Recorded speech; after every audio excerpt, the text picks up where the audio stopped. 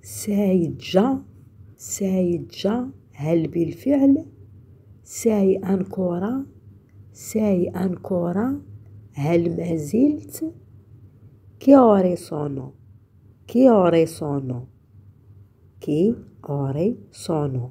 كم الساعة cosa c'è ماذا يوجد. يلا نشوفوا مع الجمل. هل بالفعل الأكل جاهز؟ واش بالصح الأكل واجد؟ il cibo è già pronto هل ما زلت في العمل؟ واش باقي في الخدمة؟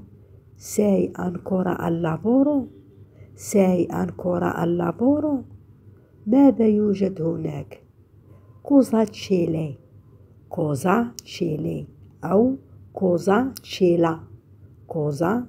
là إنها 10 صباحا sono le 10